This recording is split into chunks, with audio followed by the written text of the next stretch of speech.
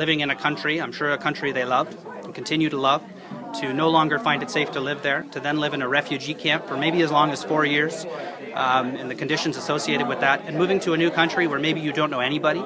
The weather is different, the language is different, cultural norms are different, and that's what settlement services are about. They provide people the opportunity to get the training they need in this drastically different setting to thrive and contribute in the community. I know what I believe, and that is that our community is a great community that wants to welcome these people who have been through horrific circumstances, and the processes that bring them here are out of our control, but once they're here, we can do the best we can do to create a positive setting for them and have them successfully settle in our community, and that's exactly what we're going to do. Contributing to cross-cultural. So donating to this fund is also donating to Cross-Cultural Learner Fund, as well as donating to United Way's allocation process, which will find and identify needs. So the magic of United Way has always been that we do the work of going into the community, assessing where the true needs are, where there are gaps in services, where needs emerge where we didn't expect them, sometimes meeting the need that we expected. And the work of doing that is not inconsequential. It's a lot of work, it's a challenge, but we make sure the money goes to the initiatives where it's needed most.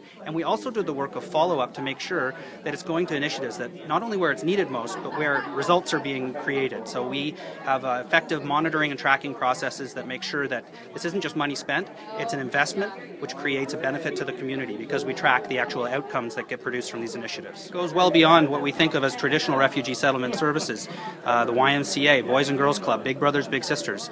We anticipate, those are just 3 examples of many, that needs for their services will increase. And so we want to make sure we have the settlement process go as well as it can. And while we need individual services to be supported, and individual groups and community groups, faith groups to be supported in private sponsorship, we also know that even in a private sponsored setting, there's going to be need for agency support. And we also know that a number of refugees are coming that are government sponsored and won't have the background of a privately sponsored arrangement. So that's why we have the arrangement we do. We'll continue to support the work that needs to continue in our community, and that's a big part of what this is about.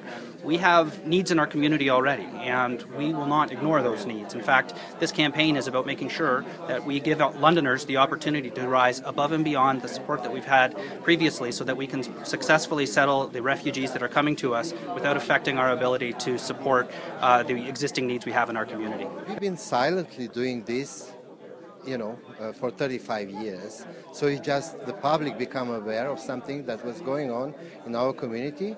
Like this year, we already received 250 government-assisted refugees who are integrated successfully in the city. Excited. It's great news. It just brings our organization to a next level.